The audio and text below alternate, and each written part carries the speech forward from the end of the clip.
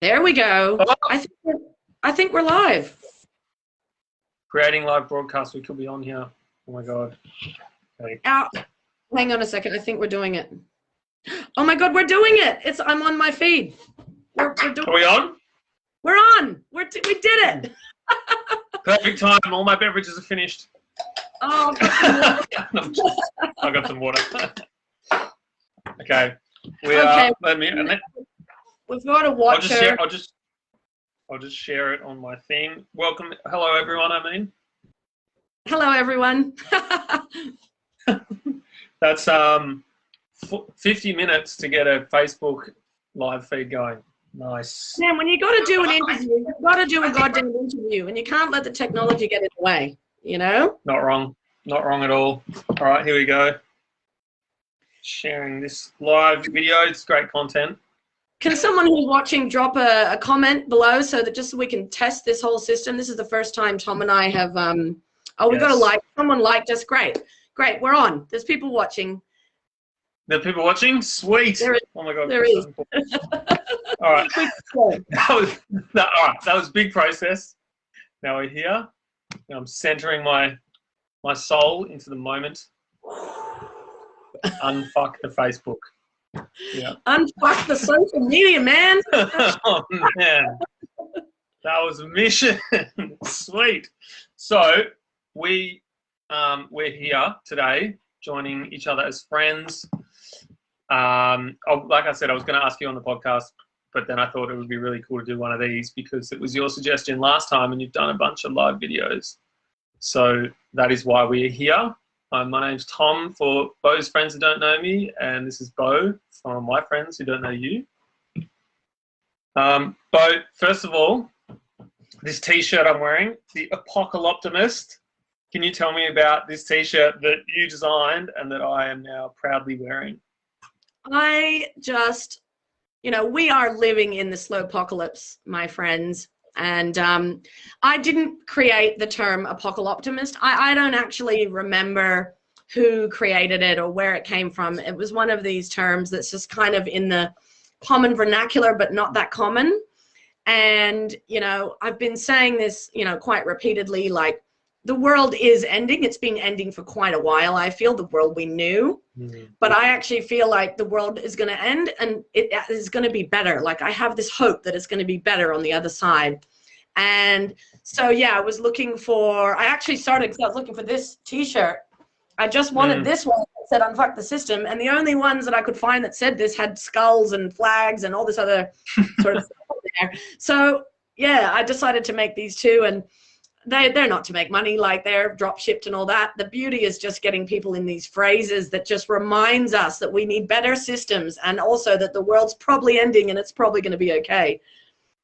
Yeah, I think I'm a strong agree with that. Like strong resonance with the, I guess, apocalyptic view with some sort of optimism, which is like where I sort of started drifting into anarchism and stuff once I've really learned what anarchist sort of meant, as opposed to the term where, I thought of it when I was younger as just like, oh, things are crazy and like nothing makes sense and like you just destroy everything. Whereas like learning that proper anarchy or like an anarchist sort of subset of ideas towards governance and whatnot is more of a like decentralized platform or decentralized way of doing things, which I can, certainly resonate with. And when I saw this t-shirt, I was like, man, this just like sums up how I've been feeling for like, I don't know, 20 plus years. Like definitely since I was in like high school, it's like everything's fucked, but like, that's kind of a good thing. Not like, oh, everything's fucked. Just like acknowledge everything is fucked. And we need to like really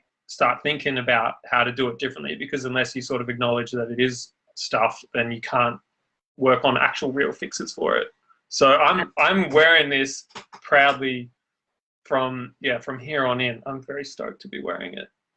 I love it so much, and it's quite funny that I picked 3 phrases that are sort of, the scope of what are the things we could feel right now, and people really resonate with certain ones. Like some of my elderly contacts and family members and clients, they're not brave enough to wear this one. About that one, So I think it just depends on who you are. But you know, I find it interesting that you mentioned anarchy just then, because I think there's this misconception that anarchy is just absolute lawlessness, and it's absolutely every man for themselves, you know, and that's not what anarchy is, I believe.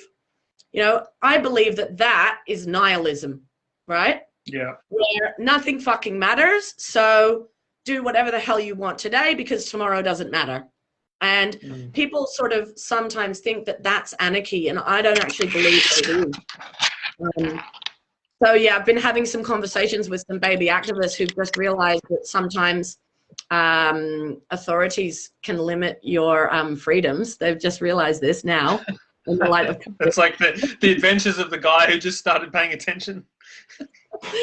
And they don't know what anarchy means, you know, and I totally believe that the only way that anarchy would ever be possible is with total freedom, is only responsible with total responsibility. And people don't understand that. You know, and that's what we're being faced with at the moment is, you know, not just the conversation around COVID, but it's the same stuff with climate change and every single dollar that we spend and every person that we vote in and all of that, you know? Yeah. I mean, that's why, again, to tie it back to the t-shirt, that's why I like the optimist part, because it's so easy to go down the road of like despair when thinking about these things. I guess, you know, you kind of, it's like anything in life, it's where it's like a hard thing. You have the choice to kind of sit down and just do nothing about it, or go real hard and give a shit and try your hardest to make things better, which is so hard in these times. It's so hard to sort of be an optimist and kind of fight your way through the bullshit and the misinformation, disinformation, all that sort of stuff, which is something that I didn't ever think I'd have to face at this volume. Being someone who's cared about like politics, geopolitics, environment, social structures, everything my whole life, it's not like a new battle to me. I feel like I've dedicated most of my life to it, and to fight through the swamp of absolute shit at the moment is just becoming harder and harder, which again is why I think the optimist part is very important to acknowledge with all this stuff. But to tie it back to the anarchy thing as well, like I'm guilty in thinking that, in being a person that thinking anarchy was just pretty much nihilism and destruction and just nothing really matters sort of stuff for years. And when I was younger and self-destructive, I wore that badge with some sort of misdirected pride. But learning more about it now, learning like I did. I know. I did had the A. Yeah, exactly. I know, it's like both terms I sort of wore differently back in previous lifetimes, but I think the more people that can, the more that people can understand the different sort of systems and different mechanisms that we can use that have been so demonized by the media. You know, it's like anarchy has been given a bad name by misdirected protesters and the media and all sorts of different things. I mean, there's a lot to unpack there, but I think, yeah. I just have to interrupt there because you just mentioned Please. something.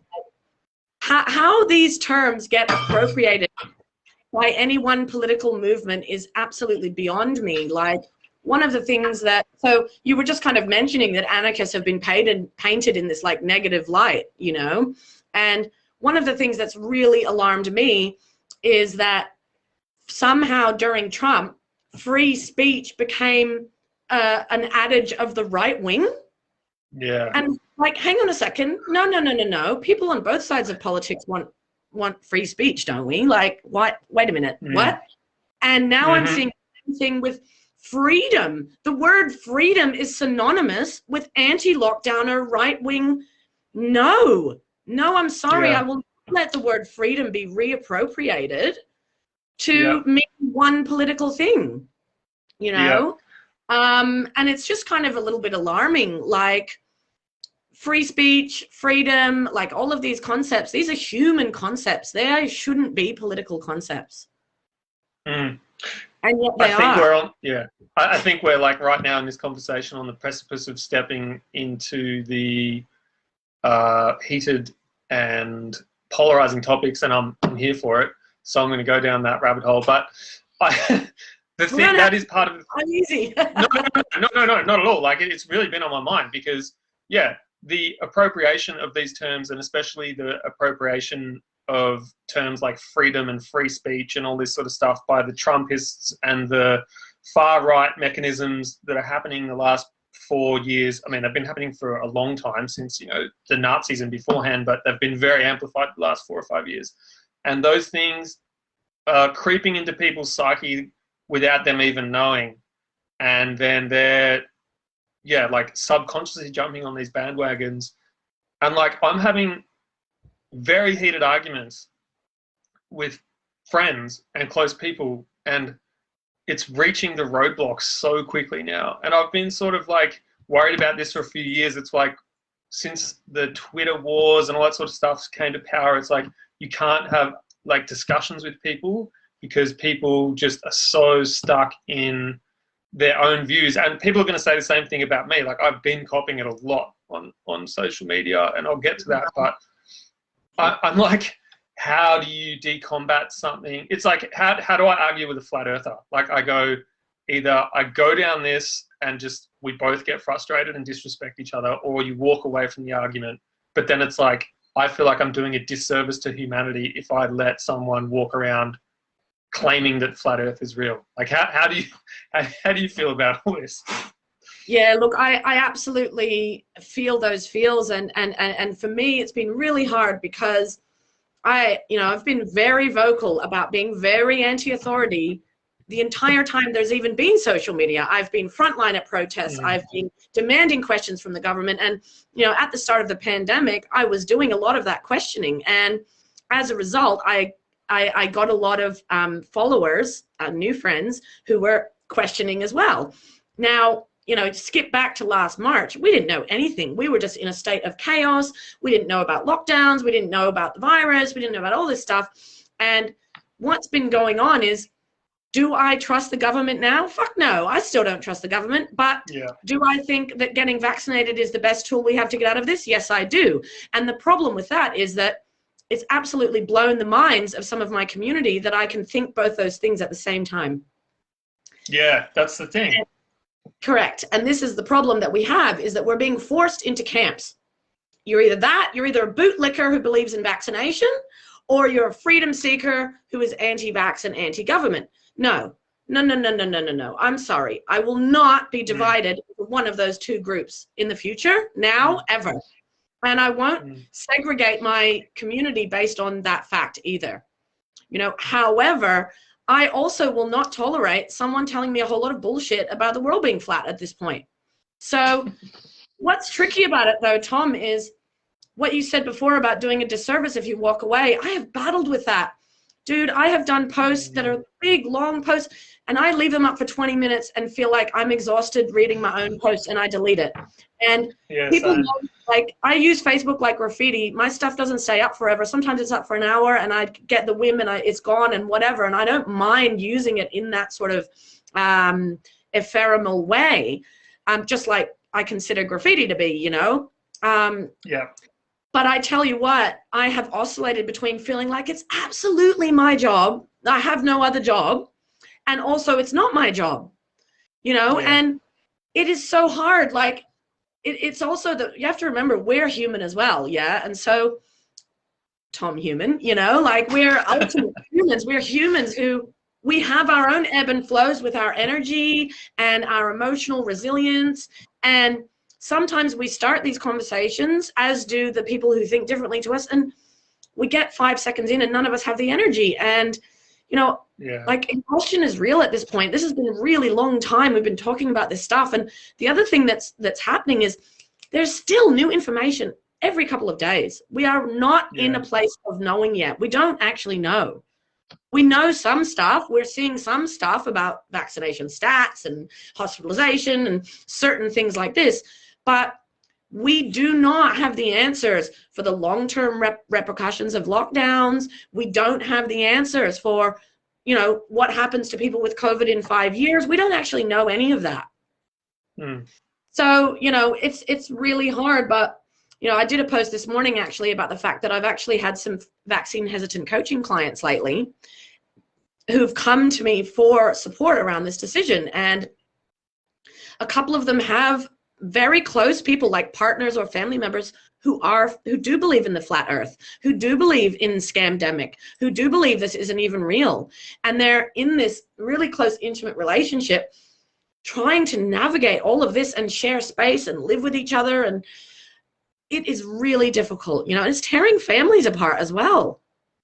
Yeah, it seriously is. I can say from firsthand experience, I have people very close to me who are of opposing views, and I've said this on social media as well. I'm taking in a lot of points you just said. There's a lot to unpack, and I'll get to all of it. But I'm sort of made a point to myself, and I posted it publicly. Like, I feel like a minority within a minority just for having the majority view, which I think I might have said that to you the other day. But it's like I have found myself surrounded with friends and close people and whatnot who are like pandemic, vaccines will kill you, like all this sort of stuff. Some people that, you know, are posting, even in the last few days, like really violent shit about like 9/11, US government did it. Like, you know, don't feel sorry for these people, fuck the Jews, all that sort of stuff.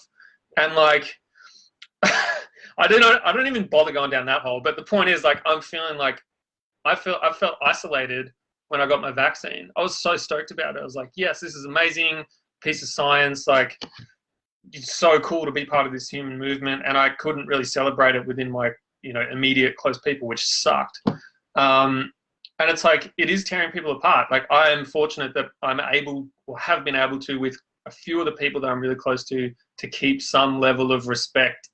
Well, like a good level of respect of like, that's your choice, this is my choice. But there is also a line that is really hard to find of like, yes, that's your choice, but I still firmly think it's the wrong choice. And I'm allowed to have that view as much as you are allowed to have your view. But it's like, yeah, it's really tough when it's like a life or death situation. And I've been talking to a lot of people in America via Twitter, DMs and whatnot, who are like, you know, in America, people know like 4 people that have died, 4 or 5 people that have died or that are like really sick. And that, yeah, it's not just like, oh, it's some abstract thing in the news and, you know, like people are fucking dying and like not doing well all around the world. And having a hesitancy for a vaccine is one thing, I can understand that, but the pandemic shit and all that sort of stuff is just like, yeah, that's a whole nother level. But I resonate with you as well about using Facebook and socials as a graffiti platform, whereas like I'll put shit up on a whim, like a strong whim, and I have conviction in my feelings, but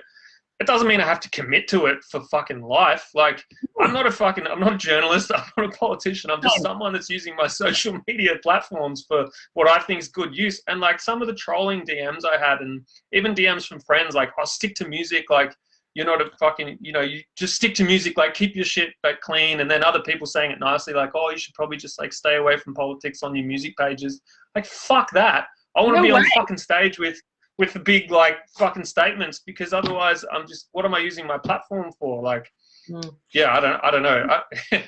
That's a really good point, Tom, because, you know, I'm in the, you know, music industry and in the coaching space, and, you know, I am around some people who have really big platforms, and not just really big like numbers of followers, but actually like they're quite respected and they're quite looked up to, and people really go to them for, you know, intel and relevant knowledge. And it's been really, really hard to watch a lot of these people either say nothing, literally nothing about what we've gone through the last 2 years, and continue to just push their coaching or their product or whatever the fuck they're selling. Press photos and shit. Aside from nothing, and here's a point to say that I believe that saying nothing is a political viewpoint, right? Yeah, agreed. Because as a friend and I have been talking, the standard you walk past is the standard you accept. And so it does take humans to stand up and say, this isn't right, that isn't right. And that's why, even though we've done reasonably well at escaping death and destruction in Australia, I am holding those politicians to task, actually. We pay their job, and I want them to goddamn front up. And that's why, you know, when you and I started following each other on Twitter, after we had that first interview, mate, me and Tom, we're like in agreement about all this shit. And we are way more spicy on Twitter than we can ever be on Facebook, because different 100%. people. Right. Yeah. And, you know, with what's happening at the moment in politics, and I understand that not everyone is tapped into politics right now in Australia. And the reason is it's going to get fucking ugly leading towards this election. Nobody has really, you know, done a unified job, and all we're seeing now is Labor, Liberal, and everyone's going to be at each other until we get to this election. And it's basically Liberal is going the Trump freedom route, and Labor is going the lockdowns, you know, hard left route, and that is literally the ideologies that we're seeing play out. But just on that this morning, so Gladys said yesterday she wasn't going to do any more pressers. Then this morning at 9 a.m., the opposition leader in Sydney, who I don't really know, but he was going to do a presser, and then at 11, I saw that. She turns up at 11 because she doesn't want to be shown up. Like, the blatantness that is happening in Aussie politics right now, it's literally a football match. Yeah, it is. It's and it's been like that for like 10 solid years since I was like a big Julia Gillard fan. People can say whatever the hell they want, but we like finally had a number one prime minister who did shit. Number two, it was a female prime minister who stood for her own, didn't lean on some like partner or any bullshit. It was just like, I'm here, I'm gonna shake it up and do some stuff. Point being, since then, because the Murdoch, the right wing, even the left wing people who were just couldn't get over their own patriarchy, shut her down. And the mechanism to do that was to create chaos. And ever since then, we've just been stuck in this chaos loop in Australian politics, which has just been getting more and more toxic. People more and more following American politics and thinking it's the same here. We have like complete media bias. Even the ABC is just completely biased now. It's like it's a complete joke. So we're in this inevitable sort of chaotic cycle, which really makes it hard. And that's why when you do talk to people who have opposing views and have a very strong opposing view, you can't just sort of discount them and be like, you're a fucking idiot, because they've got their stuff from somewhere. I personally think it's the wrong sources and it's very unreliable sources, but to them, it's very reliable sources. And the climate that's been created is because of the breakdown of any sort of truth source or any semi-reliable mainstream media source. You know, not back in the day, but like in my lifetime, you could rely on at least SBS, ABC, even Al Jazeera in the early days and stuff like that to have some sort of consistency. There was always opinions flying into it, but there was like, okay, that was a fact and that happened. You can ignore the opinions. But now it's just like, if you watch the reporting between Victoria and New South Wales, it's like, you know, dictator dance, stuffing things up and worst COVID shit ever. And then in New South Wales, they're opening up with like record cases. And it's like, oh, Gladys doing the best to make people's sort of life better. It's like, fuck's sake, is this where we really are? Like, I don't know. The media is part of it, Tom. But I think the other thing that's been revealed, especially lately, is there is no accountability. So if there's no accountability with people like Gladys and Scott Morrison, how the hell do we keep the media accountable for truth? Mm-hmm. So we're not, nobody's ever on the chopping block. People will occasionally be thrown under the bus for something, but I don't really feel like there is, you know, and honestly, I don't have much internal working knowledge of whether that accountability is present in other countries. I mean, is it? I don't know. Is everyone getting a free pass, or is it just Aussie politicians? You know, I'm not sure. But I think we're just so apathetic here as a population that they are getting a free pass. Yeah. And this is the problem with COVID as well, is that, like you said before, no one's lost a family member that we know. In my community, I don't know anyone who's lost a family member apart from my friends overseas. And my friends overseas, for all the, you know, freedom and anti-vax sentiment there may have been, mate, that ended pretty fucking quickly when they started losing their family members. End of story. Totally. And so actually, I know some weirdos in America. Like, I know the roller skating stripper circus freak crew in America, and they are all vaccinated. You know, and so you have to wonder how the sort of hippie festival new age healer community of Australia has drunk the Kool-Aid so intensely. And I'm sorry if any of those people are watching, but it actually does feel like it's become a form of brainwashing when it's taken to its extreme. And like you said, hesitancy is totally different. But the the extreme pandemic, masks still don't work. You know, like the narratives are, I just have to remind myself that when you tell someone they're an idiot, all you do is alienate them. Yeah, totally. So I prefer to look at that narrative as these people are terrified, actually. They are terrified of the chaos and the uncertainties and the unknowns, of which there are many. And they're trying to make some sense out of it. And the sad thing is, though, that there are propaganda machines at work. There are. Yeah, big time. And so this is not innocent people spreading truth. It's actually people who are making a lot of money from these narratives. The anti-vax, they are making so much money. Yeah. You know, and when you it's just like kind of terrifying that the narrative is actually almost 180, really. Yeah.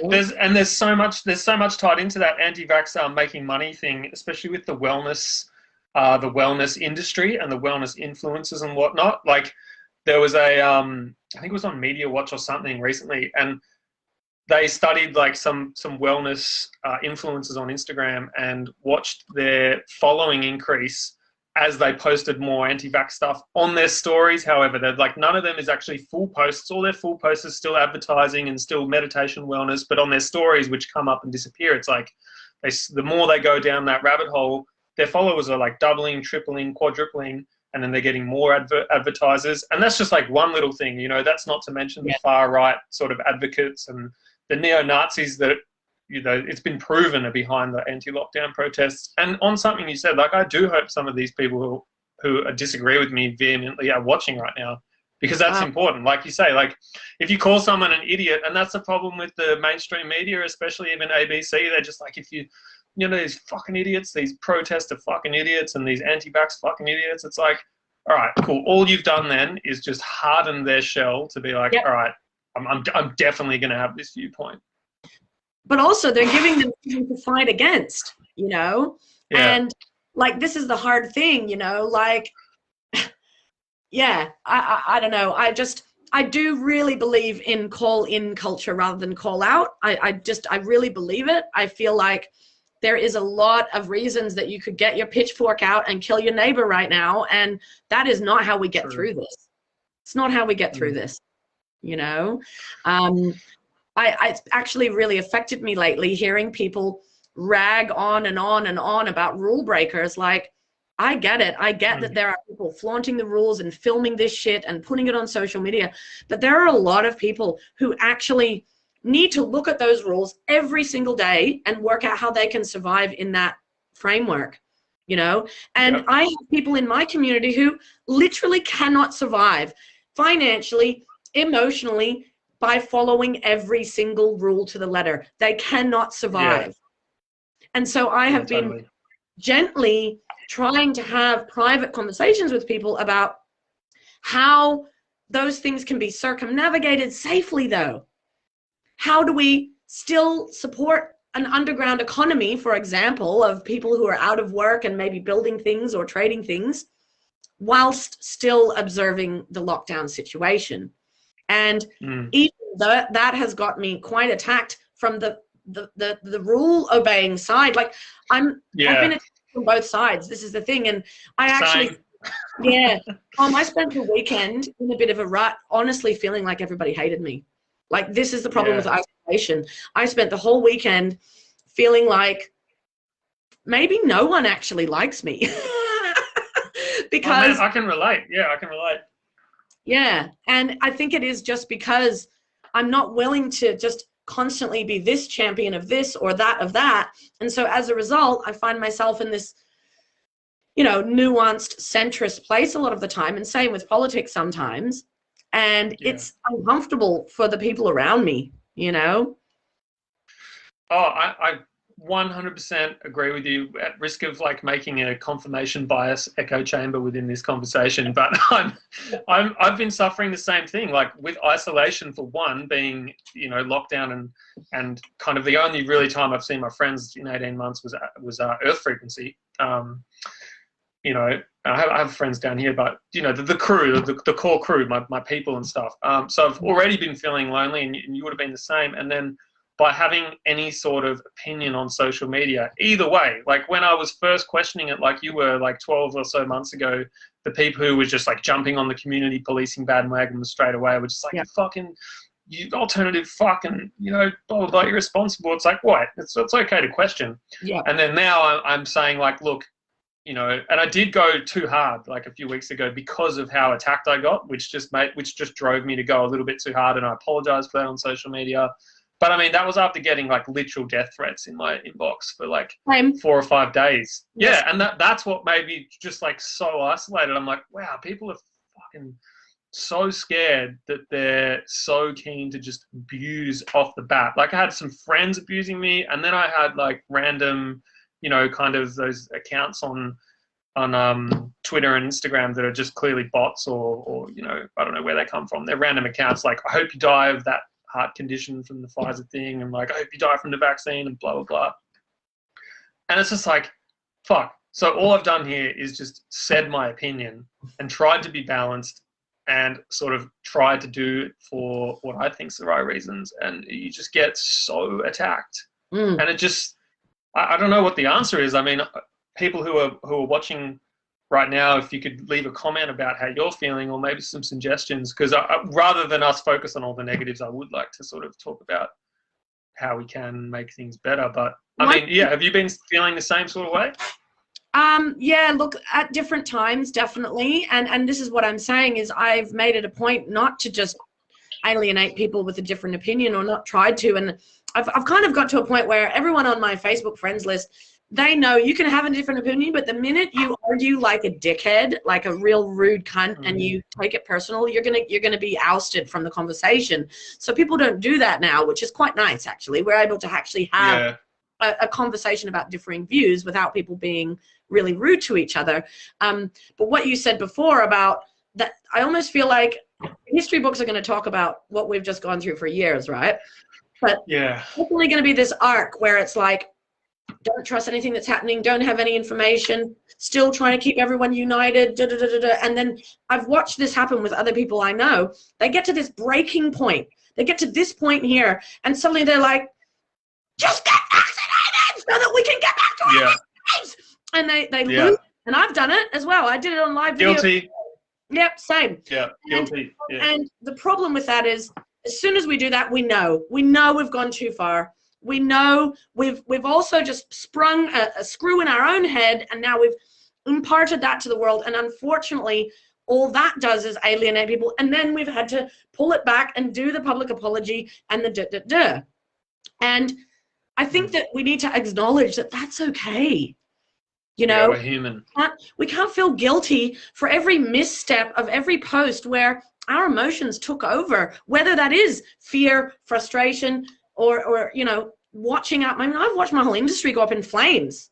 Like for 25 years, it's gone up in flames. It's literally like, and also it's all these people who are in that industry who think that we're going to be reopened without vaccination. And it's like, mate, there's no way. There is no way we will be at a rave unless we have proper, like, and it doesn't need to be vaccination.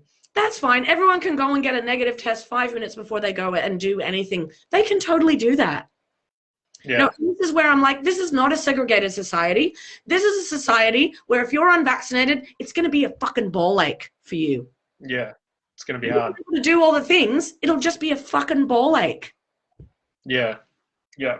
And I agree because this is just where we're at, and this thing is real, and we got to like find some mechanisms to deal with it and sort of bring people back together.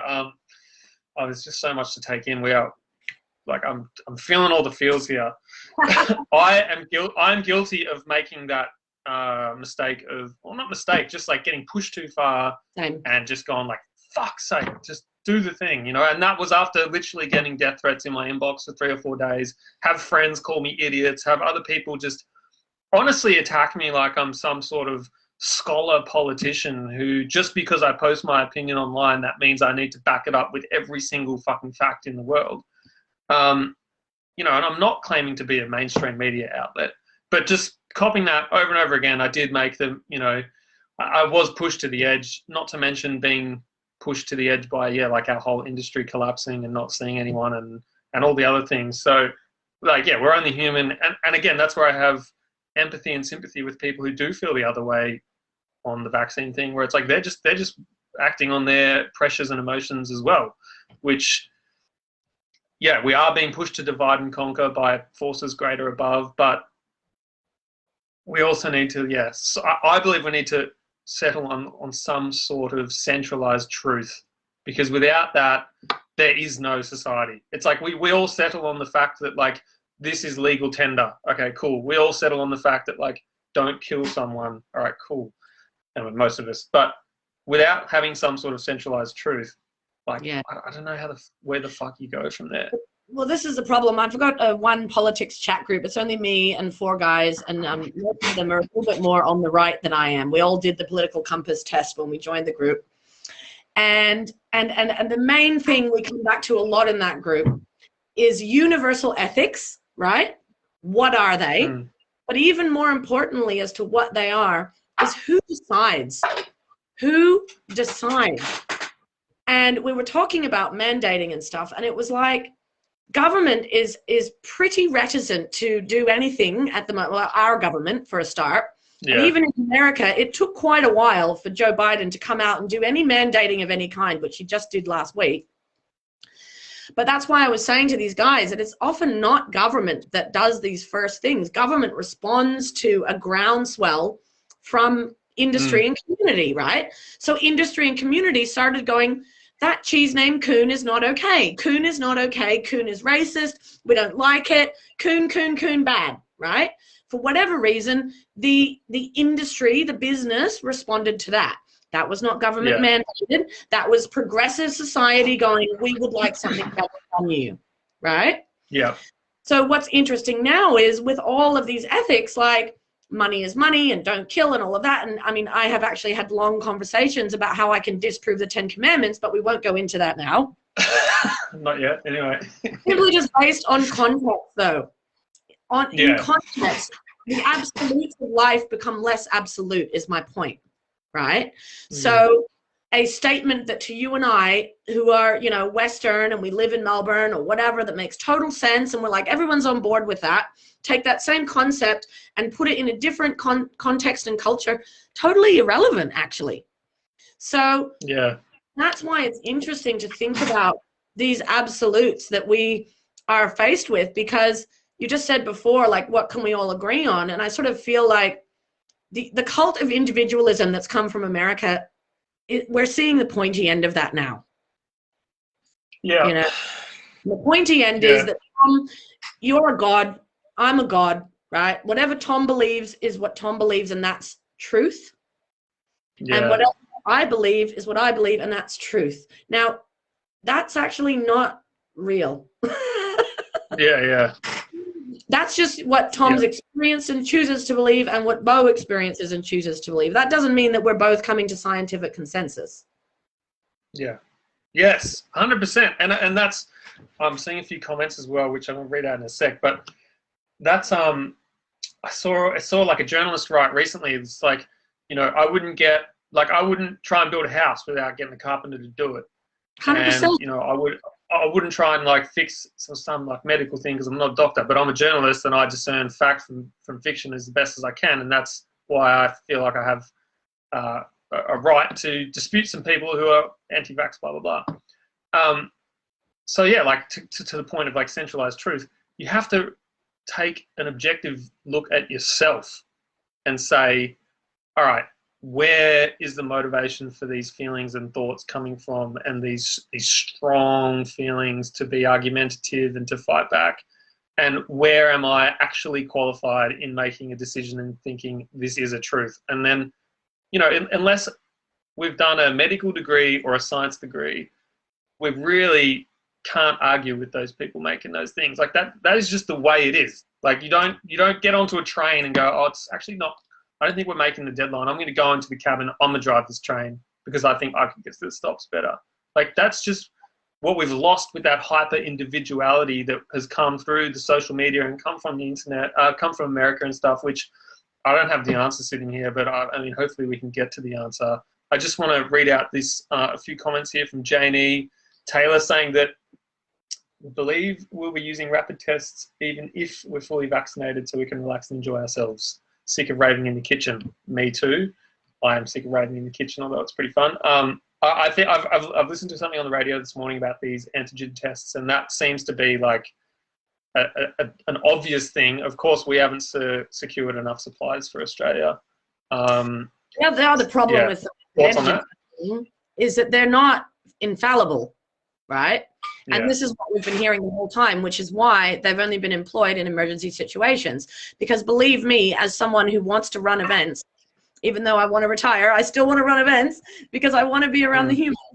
I've been going, where is this rapid testing? And they're only using it in situations that are non-urgent.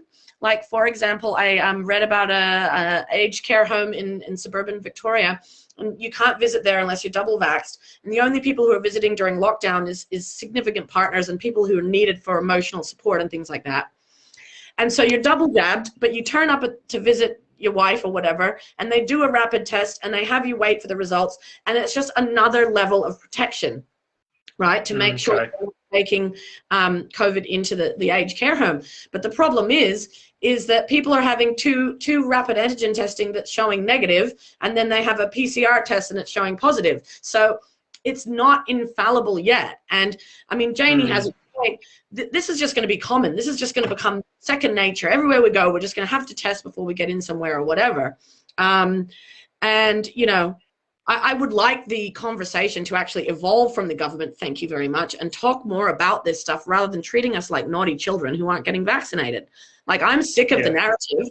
I'm sick of them standing on there and going, get vaccinated, get vaccinated. It's like, we are flooding the phone lines, cunts. We are breaking the website trying to make this happen, you know? Yeah. And there's a comment here I want to comment on. Callum. Yeah. He says, me today, just trying to do the right thing. What's confusing him is we will go through this process of vaccines, open up, but then should we be fighting for our rights of freedom to walk the land we live on? And will that come to us then burning our Vax passports like Italy and Greece to stand as one? And Callum, you have a point, because I'm all for vaccination. I'm all for all the things. But if, and this is my big question to everyone watching and listening, and I want everyone to think about this really hard because I've been thinking about it for a week and I have no answers. If we get to 80 or 85 or whatever, and the whole idea is that we're making this thing endemic, if there is a certain population that cannot get vaccinated due to health reasons, which we know there is, how do we do this constant segregation? Is it fair that people who can't get a vaccine for health reasons can't travel interstate when they want? I don't think that's fair. No, me either. I'm all for getting vaccinated. I'm all for carrots as well. Give us carrots. Let's have a lottery. Let's fucking give incentives. Why not? Yeah, bring on the carrots. Yeah. Bring the fucking carrots on. I'm waiting for a bag of carrots. You know, and this is my problem. Daddy Dan, at this point, has given us not one carrot. Not one. Yeah. We are told that we're going to be naughty kids and we're going to be locked in our homes till December, but there is not one carrot. And that's my problem. You know, I don't like Gladys. She's a bin flyer. We've been talking about it daily on Twitter, Tom. But a picnic, at least, is the tiniest little carrot. Yeah, agreed. Tiny carrot. You know. Yeah. On carrot. So on Callum's point as well, I think this is the problem with an ever-changing situation about like us looking around the world, and I've had a lot of these anti-vax people bringing up this Israel situation a lot lately, and it's like, yeah, all right, but the thing is, things fucking change, and we must acknowledge that like things are going to change, and we're nowhere near out of the woods yet, in my opinion, with the whole COVID situation. So, you know, asking if we should be fighting for our freedoms, and are we going to burn our Vax passports? Like, maybe our Vax passports, if they happen, will work for a bit, and then they won't work because some things change. But we can't just like write off the whole thing. It's kind of the problem with people going like, oh, well, I'm not going to get vaccine because, you know, if these new variants are, they're not going to work against the vaccine with the vaccine anyway. Like, you know, it's no fucking point. It's like, yeah, man, but it's like, if we do a better job now, then maybe it won't be a problem in the future. I just need to, I haven't really answered the question there, but yeah. No, that's okay. Look, I need to speak directly to this thing about Italy. And Callum, I hope you're still watching because this is important. So in Italy, there was people, and they were burning these little fluoro green things that they had or whatever.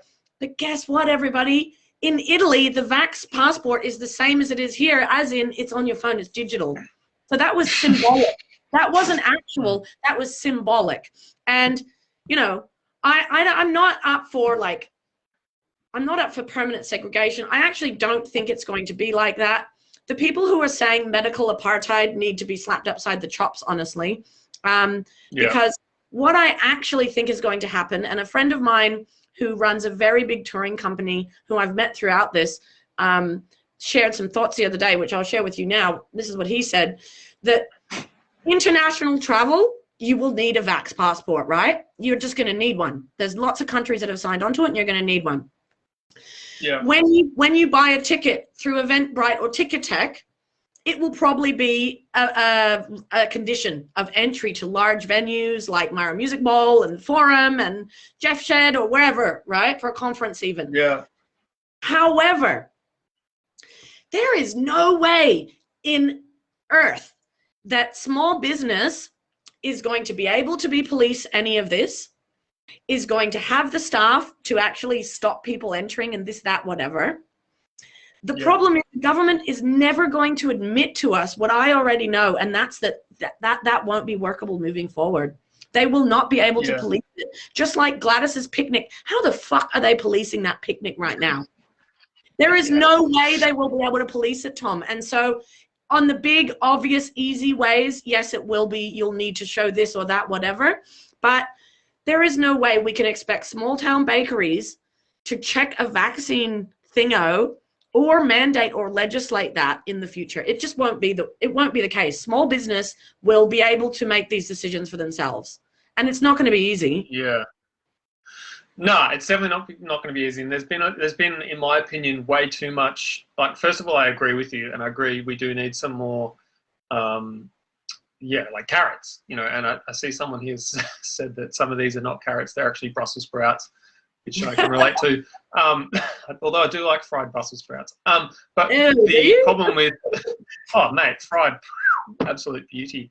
The problem is there's been so much onus put on small businesses, and I definitely will stand up for small business here, because especially hospitality small businesses have been put under so much stress, and especially in Victoria with the constant push-pull, like almost ready to have dine-in again, like bang, we can't do it.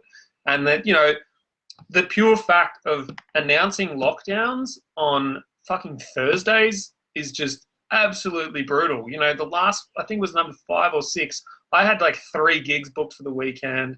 My partner runs a cafe. They had like all their food ready for the weekend, and out of almost nowhere, there's bang, it's a lockdown. And like, that's just unacceptable. You know, like, I know that I'm not a denier of COVID at all, and I know you do need to do these measures, but the way it's been done has been, like you say, just like, you're a naughty boy, like you can't do the things you like to do, and there's just no choice in it. And that's just, all that's done is just turn people against it. And coming back to the vaccine passport sort of thing with small business, it's going to be impossible to police, because even with the QR codes thing, the dining room space stuff for cafes is, you know, you're not saying to a cafe like, oh, okay, these are now the new rules and you can only have this amount of people. By the way, it's going to probably mean you're going to need 2 extra staff for that day. We're not going to give you any money for that. We're not going to help you out with that. But if you don't do that, you're going to get a 30, 40, 50, 70 grand fine or whatever. I'm not really sure what the answer is, but, well, the answer is that you just have to, there has to be some sort of carrot that is a reasonable way that people and businesses can deal with this stuff. And on a few of the comments here, like, I'm in, strong agreement with not having any sort of segregation or discrimination in a large way, and medical exemptions for vaccination fully valid, and if you have that for travel, then 100%.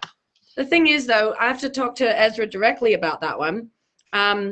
She said, I would have thought medical exemptions from vaccination would mean you can still travel and access regular services. The problem is, Ezra, nobody has actually said how you go and get an exemption, who are exempt, how this will be policed. Is it on your COVID pass? Is it on Medicare? Is it done through your GP? This is where I feel like the conversation is not nuanced. It is literally get vaxxed or fuck off. That's the conversation for the media right now. And there are a lot of people with conflicting health reasons about why they can't. And they're probably having conversations with their doctors and this, that, whatever. But they're already pitching it as a segregation. And there is a big population of people that are not going to fit into either of those categories. And that is not being discussed. You know, when I see Janie said, FIFO minors have been using them for 18 months, 70% effective. That's great, Janie. Great, bring them on. I'm all for it. Why are we not using them then? Why are we not using them at the footy? Why are we not using them at these other super spreader places that we've had in Victoria? I am all for using every tool we have, we have to fight this pandemic, not just QR codes, not the COVID Safe app, which no one talks about any longer because it was such a fail. You know, also, everybody's so upset about these passports, but we've already proven, it's already in all the media, you can hack that in 5 minutes. You can hack the government passport system in 5 minutes. And yet no one's being held to account about how we might need to address that. Yeah. I mean, but that goes back to the age-old argument, and this is where I have such a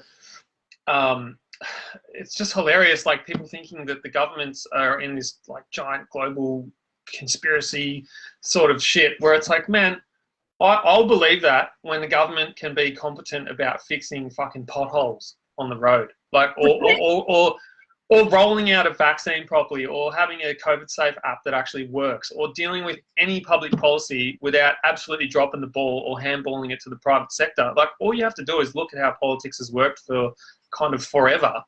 Yeah. And if you have any sort of like ear in history and politics, you'll just realize that the fact of having any of these very deep, dark conspiracies is just, they couldn't fucking pull it off. Not only that, but like, we have very real fuckery going on right now. Very real. Exactly. It's fucking right out there. Right? We have really blatant fuckery. And I'm like, can we focus on the blatant fuckery, please, apart from worrying about things that aren't possibly happening or aren't happening yet? You know? Yeah. And that's why even the vaccine passport thing is a shit conversation, because at this point, there is no promise that we're going to be able to travel across borders if not and if vaccinated or any of this stuff. And there is very few mandates in any industries yet, apart from frontline workers, you know? I just have to bring up Amanda Lee. Amanda's comment there? Yeah, she's saying exactly what I was bringing up before. And she's saying, will we get to a place where we don't need a passport if most people are vaxxed? And this is what I was getting at with the segregation. If we are trying to make this endemic and we're not alienating the immunocompromised people who can't get it, and we're still going to have 85%, is there a need for segregation? Is that actually, is it just, the other thing that I worry about is it possible, Tom, and this is what I'm interested in your big picture hat on, is it possible to segregate for a while and then roll that back, or is that not possible? Because I don't know if that's possible. What do you think? On a vaccine level? I just mean, like, is it generally on a whole level and then rescind that, you know?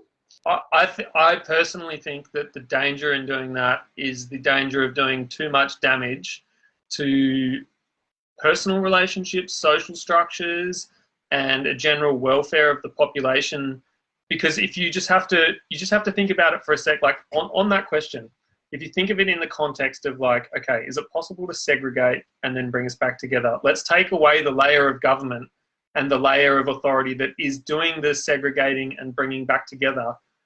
Just think about it in the groups of friends that you've known through your lifetime, and the more you become different with people, and that just happens, people change, people have different ideas, you generally don't go back to those groups that you've become sort of alienated and differed from. So, and that's just on like real basic shit, like, oh, we didn't really go down the same music paths or whatever. Like, if you're talking about stuff that's so polarizing and life or death, I think segregating people is never good for humanity and never good for social structures. So I think the risk of doing that of doing damage to people's like welfare and social welfare is just way too great. Which and like you say, I think we're already way too far down the path. Like if you have the mainstream media screaming at people like get vaxxed or you're a fucking idiot, and then we have anti-vax people like you're all fucking sheep and like I'm never going to go down your road. Like my question back to your question is like, are we already too segregated to come back together? Do you know what, Tom?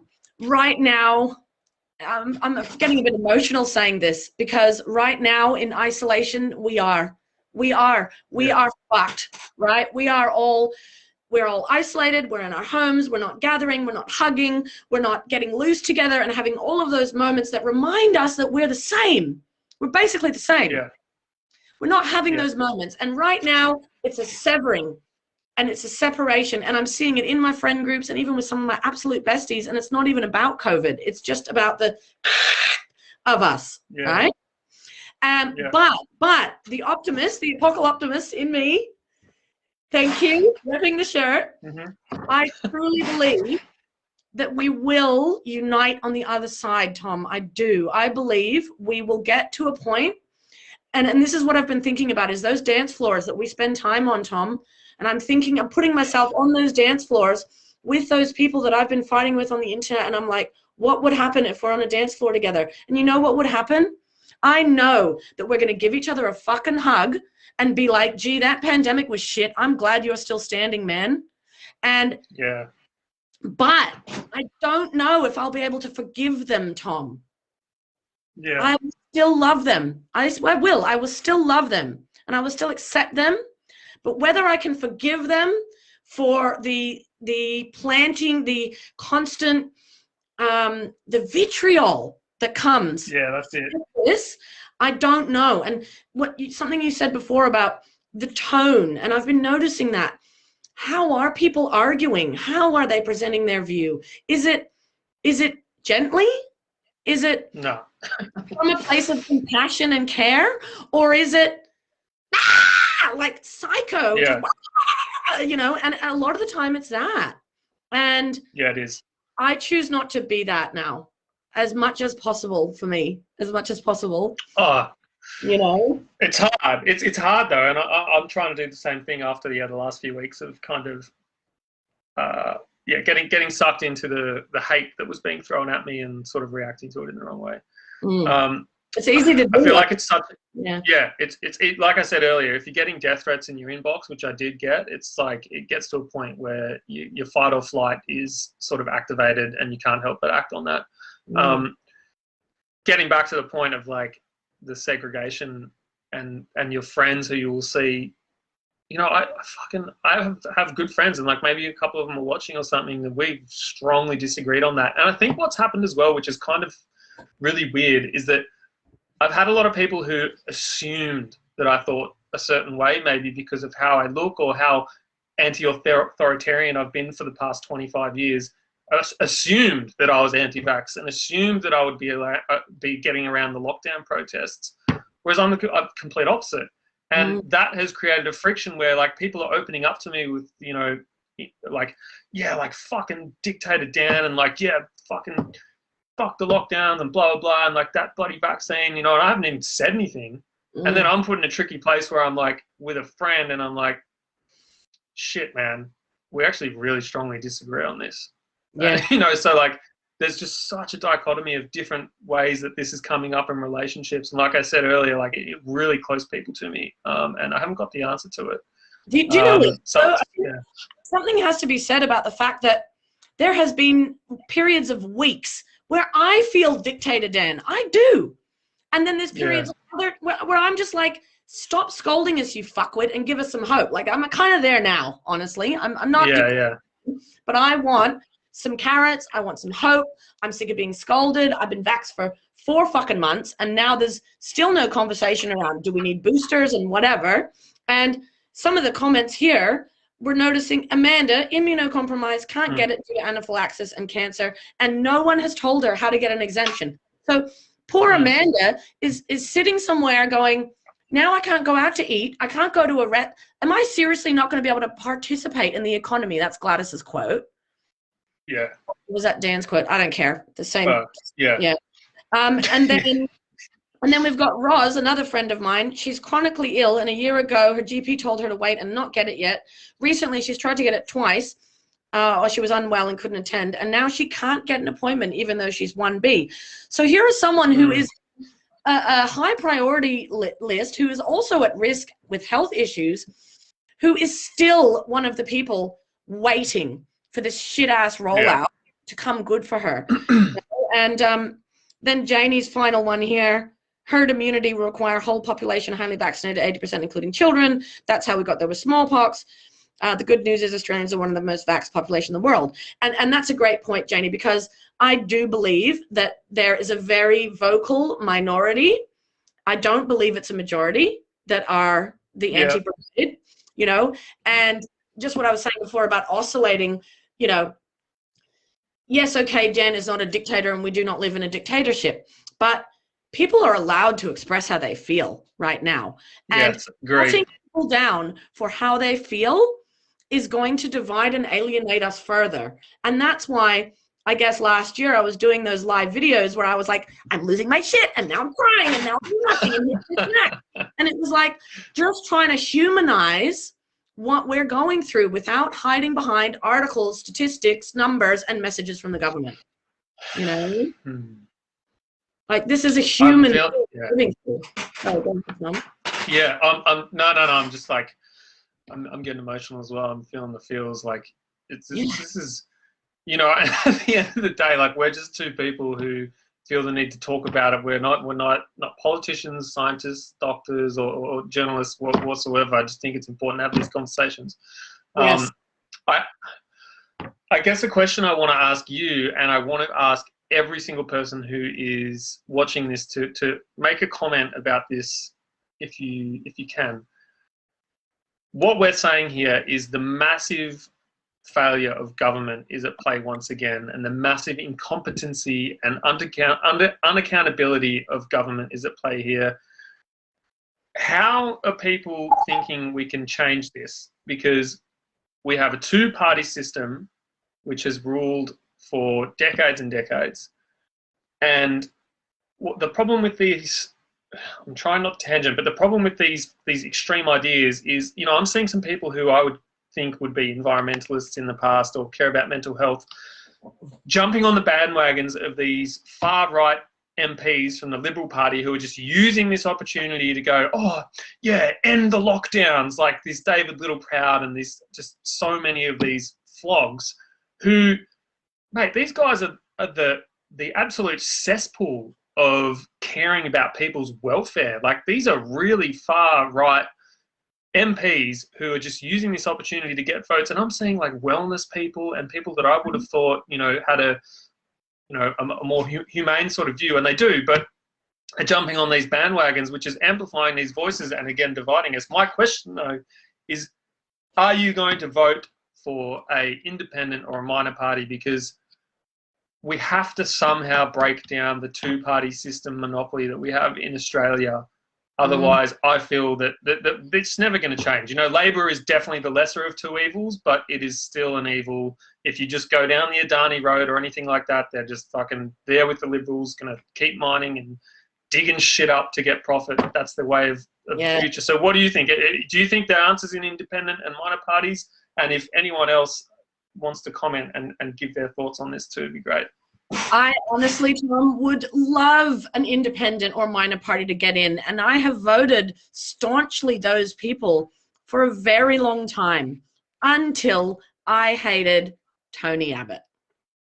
Yeah. And when I hated Tony Abbott, now I must vote Labor because this guy is a piece of shit. And it's like that vote. I remember too, yeah.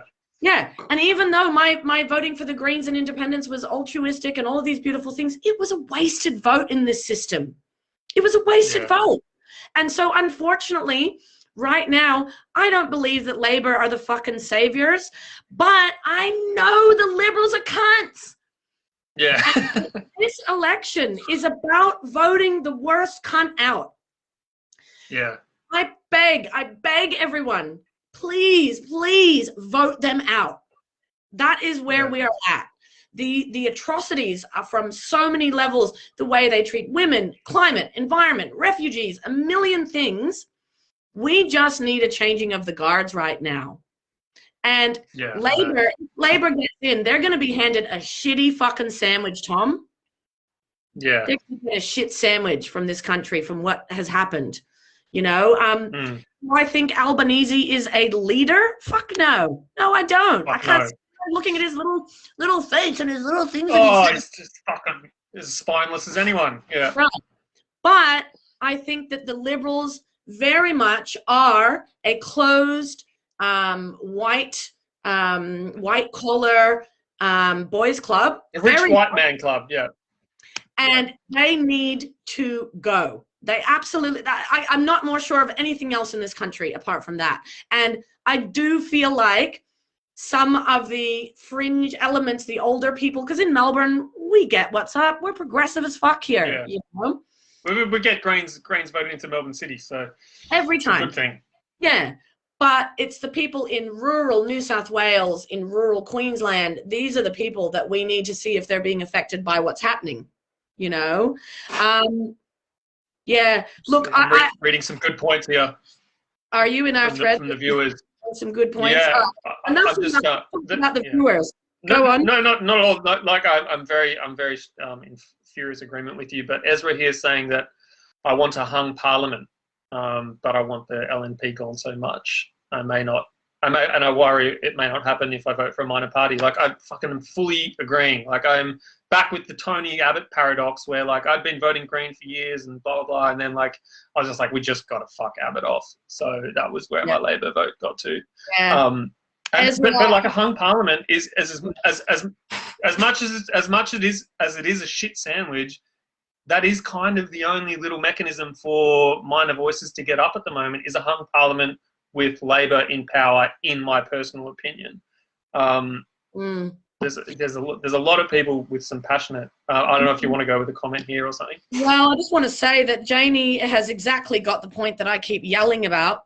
And she says, the only way we'll break down the neoliberal domination of Australia political society would be for Greens and Labor to join up. Hello? I know. With fucking Barnaby Beetroot cunt face joining Scummo in the happy clappers. Why don't the Greens join up? Like, I can't, yeah. That's the only way that we will get an even playing field. And unfortunately, that just won't happen. But I'm in furious agreement, Janie. Amy, you should. But why the fuck? Like, how can it not? Fuck, how the fuck can how can that not happen? Because it's been insane. Years and years. Like, it's just insane that they won't go for some sort of power sharing deal. I'm hearing a comment here. Greens are basically for business, like the Libs. Never going to happen. I'm not sure. I don't 100% understand that comment. If you want to clarify, I don't understand that either. The problem with Greens is their policies are not holistic. That's why we'll never get the Greens in. The Greens have 5 things that they're concerned about, and they're all great things that are easy to get on board, but the Greens don't step into the messy, awkward stuff because they don't have to. They're an ideological party, and that's why it's easy to get on board or dismiss them as a bunch of numpties. But if the Greens and Labor join forces, I mean, I don't know, like No. Maybe you make an interesting point there. Maybe for the Greens, it is more comfortable being in this semi-power that they are in because they don't actually have to step up to the major plate and play politics and make some sort of centralist compromises. Whereas if they're just winning some city seats and whatnot, they're not actually running the country, so they don't have to be total cunts like people running the country do. Yeah, look, I mean, it's sort of annoying being a political commentator because I feel really powerless most of the time. And I guess the only thing really that I feel like you and I can do apart from our spicy Twitter things that we post literally to each other, agreeing with each other, are these conversations. And we're not here to change hearts and minds. Like, I know that you're not here to change hearts and minds because, you know, for example, everybody watching, we had no conversation about what we were going to talk about today. None. We did not talk about what. I just love talking. Yeah, we just love talking. Like bouncing this shit out, man. We got T-shirts, and we just thought we'd talk about them. Yeah.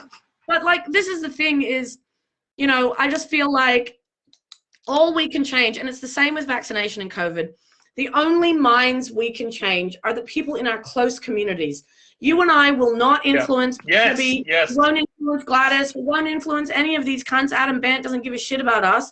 But the people that listen to us, whether they follow us because they love us or hate us, either way, hopefully there is some food for thought there, you know? That's actually all we can do. We can't do anything else. Yeah. No, I'm in furious agreement, and I just want to acknowledge a few comments here saying that the Greens have somewhat sold out on water and environment, but also they've just had to make compromises to get places, which is just dirty politics, and it's one of those kind of lesser of two evils or three evils situation, I think. We have a lot of people agreeing that Labor is definitely one of the evils.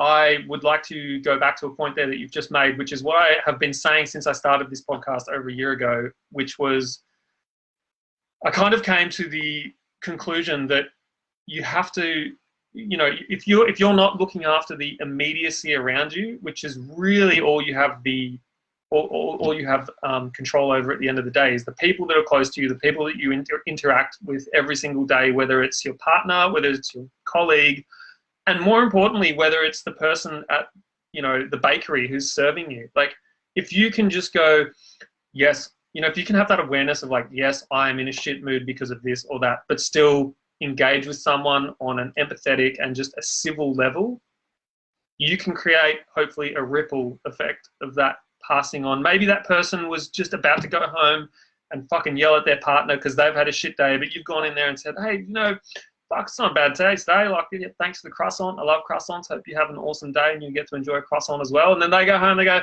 I'm not going to be a cunt tonight.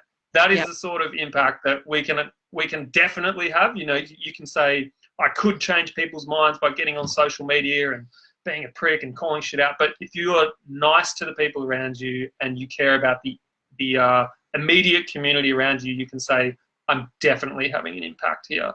Yep. And I guess that's the thing is, like, sometimes I feel like my posts are just like standing on a mountain yelling into the ether.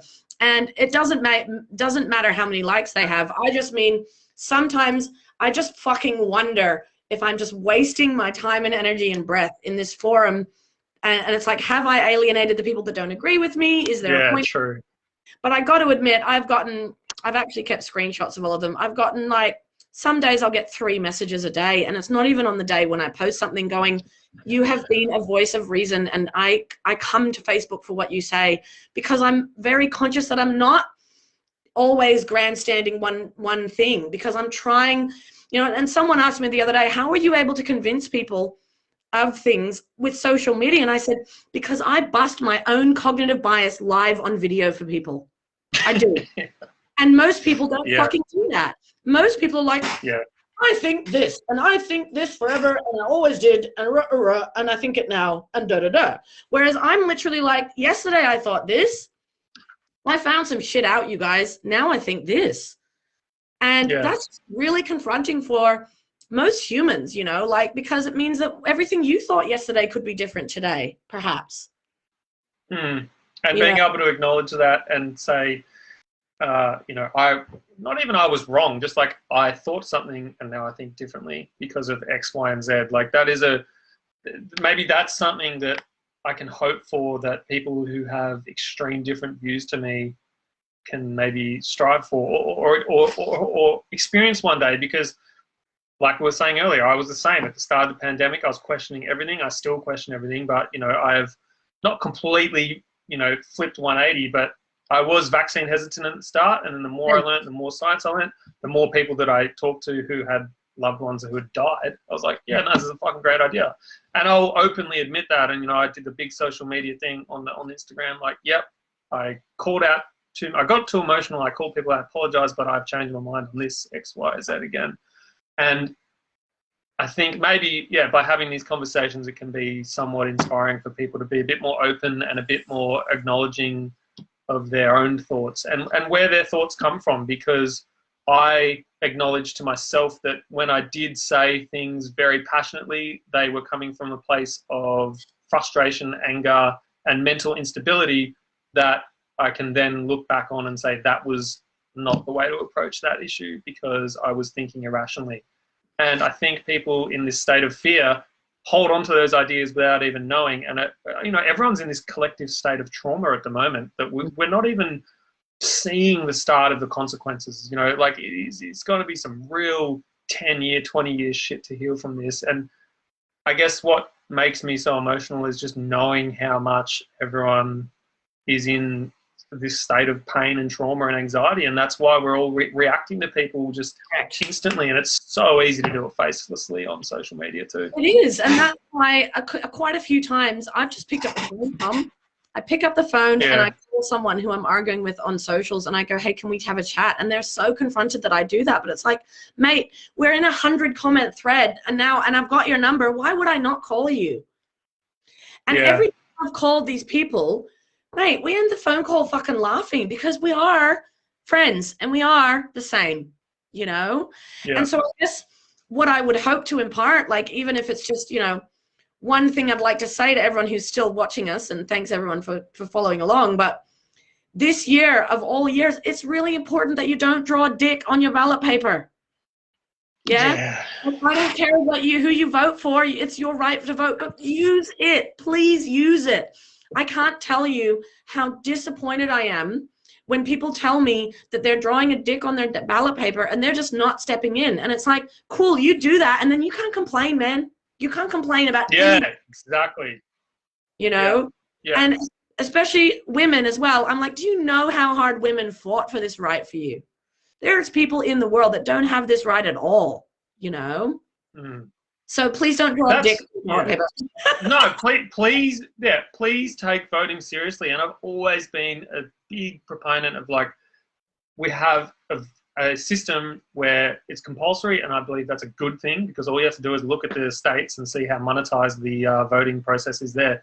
But please take it seriously, and that's why I wanted to ask the question, how will people be voting and how will people try and change this with the vote? Because we do have the power. Like, you can believe whatever conspiracies you want, and government's crooked and they do all sorts of shit, but we do live in a democracy and people need to recognize that. And by saying shit like our state leader's a dictator, like, honestly, go and have a look at actual dictatorships and see how that shit works. And I guarantee you, this is not a communist society, because you would not be able to write that shit on Facebook and have a 200-page thread if we're in a communist society with a dictator. So acknowledge the fact that we have a somewhat functioning democracy. It's not perfect, but please go in there and make your vote count. And if you do not take it seriously, I don't want to hear a single complaint about a pothole or a vaccine passport, because you forfeited your opportunity to contribute to that system. Yeah, no, look, I feel the same way, and I keep coming up against the fact that I've lived in Australia for 35 years or something, and this right now is the most politically engaged I've ever seen this country, and I do believe that that's a good thing, right? But we're so young. We're like 200 years old, Tom. And we haven't actually fucking bumped up against anything like this before. Nothing that required the whole country to have some sort of unity and plan together. We haven't actually had anything like that yet. Yeah. And sorry to play devil's advocate. I can hear voices in there saying the world wars, but that's completely different. That is like it's conscription, and it's completely government run, and it's a completely different thing. Just to put that point out there for whoever was thinking it. But I totally agree. Yeah, I just feel like, we have an opportunity now. Australia has an opportunity, regardless of who we vote in. We have an opportunity to actually lead the world when it comes to climate change. We do. Oh, fuck, don't even start. I just mean, look at the fucking desert we live in. No. I know, but this is why it's so disgusting that we're still having this conversation. The rest of the world is on board and we're lagging behind. And it was so bullshit that we lagged behind on marriage equality. We lagged behind the rest of the world. We're still lagging behind with legal weed. Like, get your fucking shit together, cunts. Yeah. This shit is an old argument, But isn't it the problem? Like, I just see it as a problem of I hate to use the word class, but like an apathy of the general population where we are too comfortable. And it's the same problem here as we've been speaking about with COVID, because we don't know, 5 of our 20 friends who have lost someone to COVID, which is the reality in other countries. But it's the same as like, are we too comfortable here that apathy is the main player in our politics? And like like you say, we're lagging behind in drugs. In marriage equality was an absolute fucking embarrassment, and it still is. And the undercurrent of racism in, like, I work in trades, and it's not even an undercurrent, like it's just straight up out there. I have people who from 20 to 60 onwards, like these fucking this, these fucking that, just out there, and we have this sort of comfort level in Australia where you actually don't have to give a shit if you're in this middle range here. If you're at the top range, like, it's just all a game to you anyway. Yeah. And then if you're in the lower sort of, like, I just really don't like the word class, but in lower demographics, then it's a different sort of apathy where it's like, how the fuck am I going to get anywhere? Like, how the fuck is anything I do going to change? And this is why I'm upset at very middle class people telling me that you can just follow all the rules. And I'm like, no, you fucking can't. If you rely on casual work, and if you rely on community members to get through the week, then no, you can't follow all the rules. And this is where that has become a class issue as well. You can work from home from your sweet office job and live in your place where there's plenty of room if you're middle class. But as we've seen in some of these indigenous communities, there's fucking 4 generations sharing one roof. How the hell are they going to isolate? Yeah, totally. And so the class thing is a real problem in this country. We haven't bumped up against any of it, as you said, Tom. And that is just, privilege permeates everything in this country. It just does, Yeah, but that's the problem, though, isn't it? It's the middle class privilege that allows you to be working from home on Zoom during a pandemic and then calling out people who really need to fucking see someone, otherwise they're gonna feel real shit. It's just, fuck, this layer of comfort just does my head in. Same. It's just why we're stuck on this plateau. And I have another little thing to everyone watching. How many of the staunch anti-vaxxers that sorry. Oh, okay. He's barking at something outside. How many of the staunch anti-vaxxers that have been to third world countries? Because I've spent a lot of time in third world countries, and mate, polio and goiters and all of this shit, they're everywhere. Cambodia is full of people with giant goiters on the street, And so it's just like, sorry, the dog needs to shut up. But that's all right. We definitely need a level of awareness around that privilege that you can't actually be taught it, though, Tom. You can't be told it. You have to witness it. Yeah. You can't be told your privilege. You have to bump up against it. It's the only way, Well, I mean, there's a point that's been made over the last few weeks, and I really am apologizing if I am polarizing people here, but I've got people who are protesting lockdowns and staunchly anti-vax. I've been protesting literally since I was 10 years old. My parents were taking me to protests about the environment since I was 10 years old. I've been protesting environment, government, Iraq war, fucking First Nations rights, all this stuff, refugee things. I've been, I've volunteered at the Refugee Food Centre, all this sort of stuff, right? I've been passionate as hell. I've not seen any of these people, this is no exaggeration, like any of the people that I know who are staunchly anti-vax and who are going to lockdown stuff, I've not stood by any of them in the past at these protests. And it's just fucking blowing my mind. And I don't have an answer to it or anything. But I do, Tom. And you know what it is? It's the first time they've ever bumped up against authority, ever. And it's like, if you're not black, or you've never been this, or you've never been that, then you're never going to bump up against authority. If you're a 30-year-old white male who works in construction, mate, you're never going to have experienced what it's like to be prejudiced against in any way, And aside from prejudice, it's like your civil liberties being limited. It's never happened until now. That's why they're out there. Yeah, exactly. That you finally feeling the pinch of it. Yeah, and to also play on the other side as well, not the other side, but like I fully understand why some people are frustrated and feeling like they need to get out of lockdown and feeling just all the pressure of the situation. Like I am, you know, in full sympathy with people who don't have any money and who, you know, like are not surviving, and I can fully see that frustration, but anti-lockdown protests is not the answer. It's mischanneled energy through misinformation. Like the problem is, once again, government incompetency, but you're not going to change anything by, you know, it plays for both sides. You're not going to change people's minds by calling them absolute nutters for doing these things. And you're also not going to change a government's mind by attending an anti-lockdown protest. I'm sorry, but that is just a reality that must be acknowledged. And, you know, for anyone who thinks, someone told me yesterday that movement was gathering steam. No, it isn't. Fuck. I'm in the Telegram groups. I watch all of these motherfuckers. I do. I watch all of the other side, the factions, just to keep a handle on what's actually going on, because I don't trust the media. So I actually want to know for myself, from my own judgment, what's going on out there. And the truth is, the whole thing is fizzling because the cops are reacting completely punitively. And what did they think was going to happen?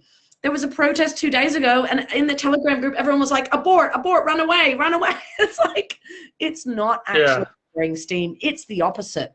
People are starting to realize that they're putting their own communities at risk with this stupid anti-vax, and that we don't want, no one wants lockdowns. I want no lockdowns, 100%, no lockdowns.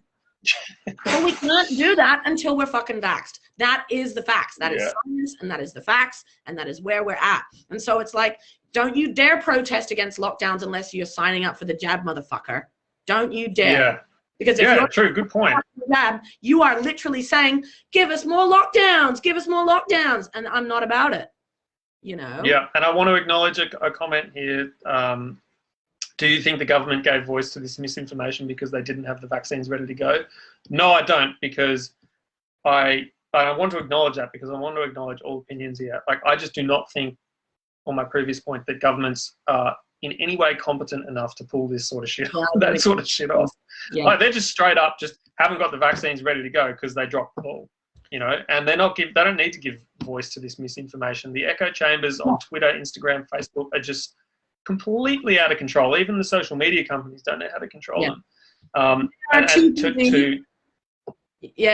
to say, they're too busy defending themselves from Brittany Higgins and wanking on desks. Like, they actually, like. But why are we protesting that shit? Why aren't we protesting the fact that like rich white middle-aged men are fucking still ruling this goddamn country and doing it with sexual assault allegations pending, if not proven, and total disregard for every other level of human welfare? Fuck, don't worry about the vaccine and the fucking lockdowns.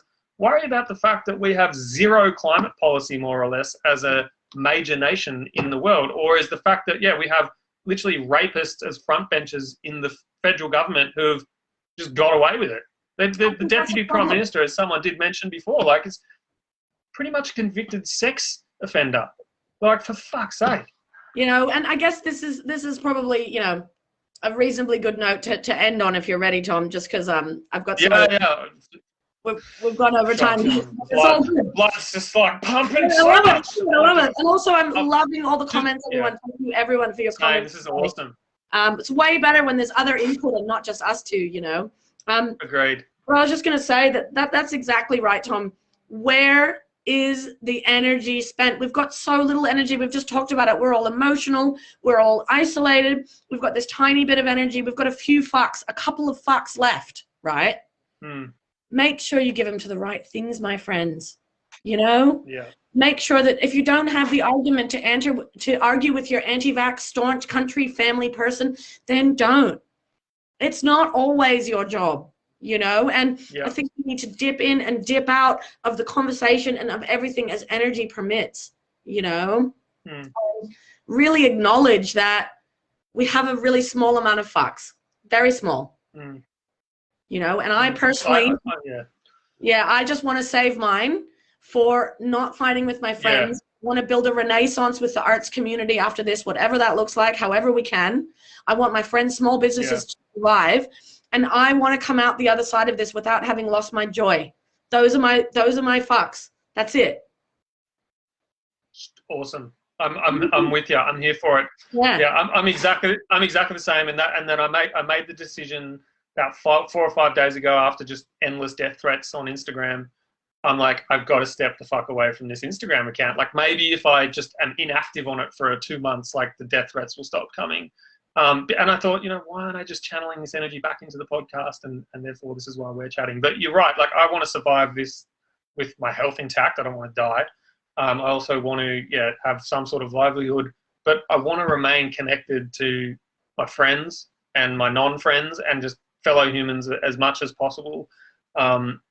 Because that's like really all you have at the end of the day. The people around you are your family, whether it's blood or not. And if we can somehow just compromise with each other to understand each other, or at least accept each other through differences, it's like an age-old sort of theory, but like that's got to be the most important thing. And I want to thank also everyone for joining in here and adding comments, because this is so awesome, like having people's input.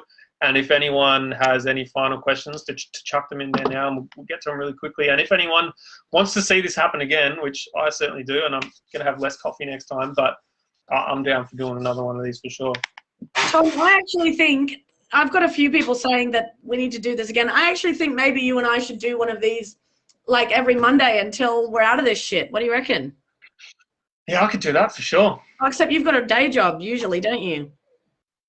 Yeah, but I work for myself, so I'm pretty. Or we could do it on the weekend. I'm really looking for things. Or maybe time. You know. Yeah, I was going to say and like I've unplugged as much from arguing with my friends and randoms on social media, because I want to channel it to something more positive. And I believe this is just, even if it's just a step above just arguing and getting hate mail, then I'm happy. So maybe we could do it like fortnightly or whatnot. We're not going to get any hate mail from this today, Tom. I bet you. And this is why it's important to have these, is because my friends aren't going to randomly hate on you, and I doubt your friends are going to randomly hate on me. And we've had a decent, nuanced discussion between two humans who, mostly agree, but also acknowledge all of the other stuff. And this is where the gray areas end up doing some good, I feel, because it's not all polarized, and it's not all preachy, and it's not all, this is the only way, Fuck no. Yeah. And acknowledging our vulnerabilities and me at least, acknowledging I don't know anywhere near everything. Like, I am so vulnerable with the fact that like I am just here. I'm an ever-changing human. I'm taking information and I'm trying to like sort of regurgitate it as best I can, and it will change. There's just one sort of question-ish sort of something coming through, which is the future of the arts community. Dealing with misinformation for a long time, minority in the scene here. Yes, that's what I was saying earlier. Thanks for the question. What's real? Like, I have felt like a minority within a minority, which is just such an isolating feeling. And if anyone who is feeling that within the arts community, which is just the community we're in, so we can speak about, I just encourage you to stay, proud and convicted with your own ideas and thoughts without like polarizing people as best as you can. So what I did, I'll just share what I did. I said, I'm sorry to anyone I alienated. I just want to be really happy and be able to enjoy the proud moment that I am to get the vaccine, because I think it's a great thing in science, and I want to look back in history and be like, I was a part of that. So I don't know how we handle it as a whole, but these conversations surely could be doing positive things for it. And the last bit of that comment, What's Real, his name is What's Real for the other people watching. It says there's going to be, there's going to need to be some healing over the next few years. And can we all just remember why we got into the arts, man? Everybody, hello? Yeah. We got into it's not the money. It wasn't the money, exactly. It was to connect with other humans through creativity and through accepting. Like, I mean, I grew up in the fucking 90s, man. There was none of this, identity politics and shit. I don't give a shit what your pronouns are. Like, I mean, I do, but like, I'm not going to judge you based on what you're wearing. I'm not going to judge you based on what color your skin is. Like, That's what I got into the rave scene for. That is why. Because we accepted each other. And, you know, I know it's not the same scene and none of the kids now know what plur even means, but I do believe that the arts is about healing. I believe we will heal, you know, and I believe that this will be a schism and a segregation and a hot topic for the next while. It's going to be messy for a while, everybody, but it's going to get better. You know, and I do believe that I don't think we can get much worse government than we have now. Careful what you wish for. That has to get better as well, because it can't get any worse.